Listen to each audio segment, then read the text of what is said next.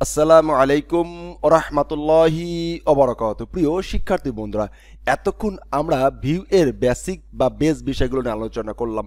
তো আমরা আমাদের একটা প্রজেক্টে একাধিক টেমপ্লেট ব্যবহার করতে হবে। তো সেই টেমপ্লেটগুলো ব্যবহার করার জন্য ভিউ খুব চমৎকার করে একটা সিস্টেম রেডি করে রাখছে। তো এই সিস্টেমটা আমরা আমাদের কম্পিউটারে নিয়ে আসব। আমাদের সেই প্যাকেজটা বা সেই সিস্টেমটা আমরা কম্পিউটারে নিয়ে আসব।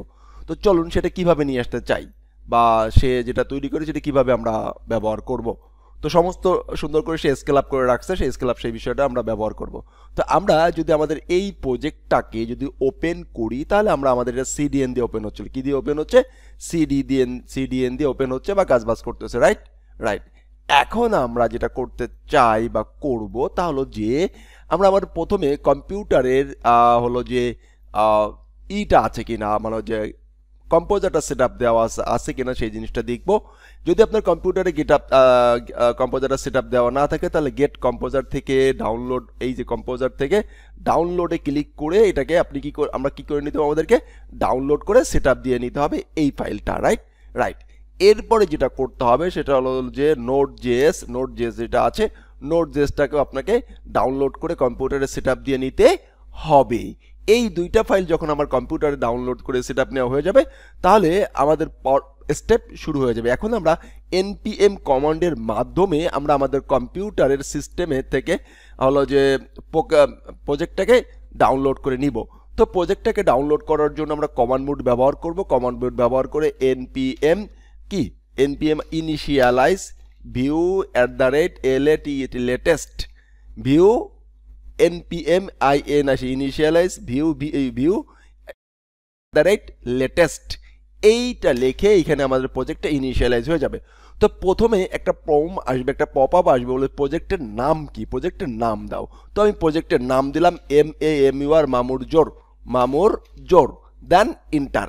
এরপরে আর যা চাইবে সব কিছু আপনি নো দিয়ে চলে যাব। ওকে ওকে।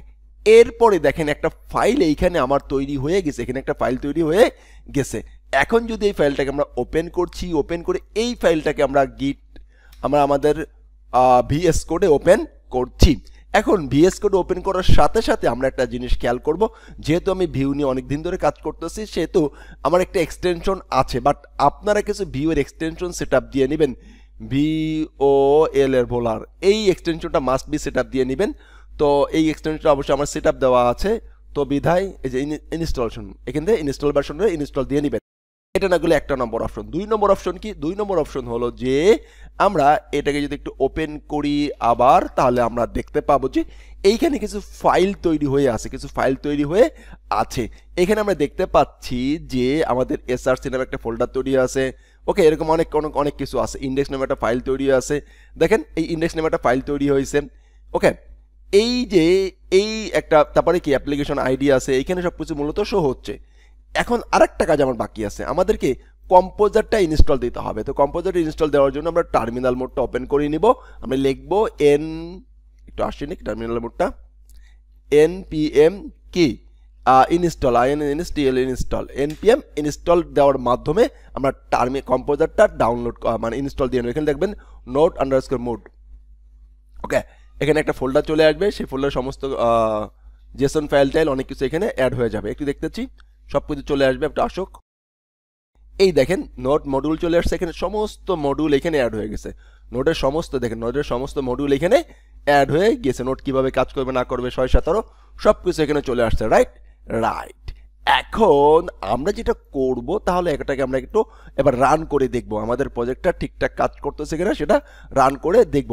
ওকে ওকে ফাইন, তাহলে আমরা লিখবো npm কি রান dev মানে ডেভেলপমেন্ট মোডে ওপেন করে নিচ্ছি। ফাইন, তো এখন আমরা ডেভেলপমেন্ট মোডে ওপেন করলাম।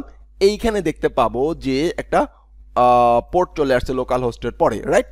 আমরা এটাকে কপি করছি, কপি করে আমরা যদি ব্রাউজারে হিট করি, তাহলে যদি ঠিকঠাক আমাদের এইখানে ওয়েলকাম যেটা ছিল সেটা চলে আসছে।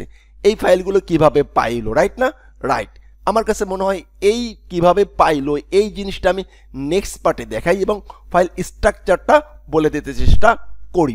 এবার এই যে ইনস্টল দিলাম, এটা যদি দিতে চাই প্রথমত আমাকে চেক করতে হবে যে আমার কম্পিউটারে আমি যে আমার কম্পিউটারটা ব্যবহার করছি সেই বা ইনস্টল সেই কম্পিউটারে কি আছে কিনা, কম্পোজারটা সেট আপ দেওয়া আছে কি না। তো কম্পোজার ভার্সন লিখলে কম্পোজারের ভার্সনটা দেখা যাবে, এটা একটা নম্বর। 2 নম্বর হচ্ছে যে আমার কম্পিউটারে এই যে Node.js ইনস্টল দেওয়া আছে কি না।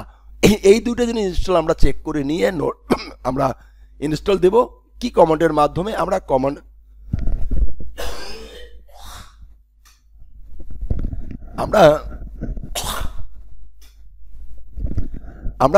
3টা কমান্ডের মাধ্যমে আমাদের প্রজেক্টটা ইনস্টল করে ফেলছি, কিন্তু আমরা প্রথম নম্বর কমান্ড যেটা দিয়েছিলাম সেটা হচ্ছে কি npm initialize view @lat right. 2 নম্বর আমরা যখন একটা ফোল্ডার তৈরি হয়ে গেছে এটা কমান্ডের দেওয়ার সাথে সাথে আমাদেরকে কিন্তু এই ফোল্ডারটা এই ফোল্ডারটা তৈরি হয়ে গেছে। আমাদের এই ফোল্ডারটা আমরা প্রজেক্টের নাম লিখলাম, নাম লিখে নো দিয়ে এই ফোল্ডার তৈরি হয়ে গেছে। এই ফোল্ডারের ভিতরে যে আমাদেরকে দেখেন বলতেছিল যে তুমি এরপর ইনস্ট্রাকশন npm ইনস্টল দাও, npm রান dev দাও। আমরা এই প্রজেক্টটা ওপেন করেছিলাম, ওপেন করে আমরা এর ভিতরে আমরা যেটা করেছি তাহলে যে কি আমরা আমাদের কমান্ড মোডটা ওপেন করেছিলাম, ওপেন করে npm কি ইনস্টল এই কমান্ডটা দিয়েছিলাম, রাইট। এরপরে ইনস্টল হয়ে যাওয়ার পরে আমরা যেটা কমান্ড দিয়েছিলাম npm কি রান dev। এই 3টা কমান্ডের সমন্বয় কিন্তু আমরা আমাদের ভিউয়ের একদম প্রজেক্টটা সেট আপ করে ফেলতে পারছি এবং প্রজেক্টটা আমরা রান করে ফেলতে পারছি, রাইট, অ্যাবসলিউটলি রাইট। নেক্সট পার্টে আমরা এই প্রজেক্টের ফাইল স্ট্রাকচার নিয়ে আলোচনা করব ইনশাআল্লাহ।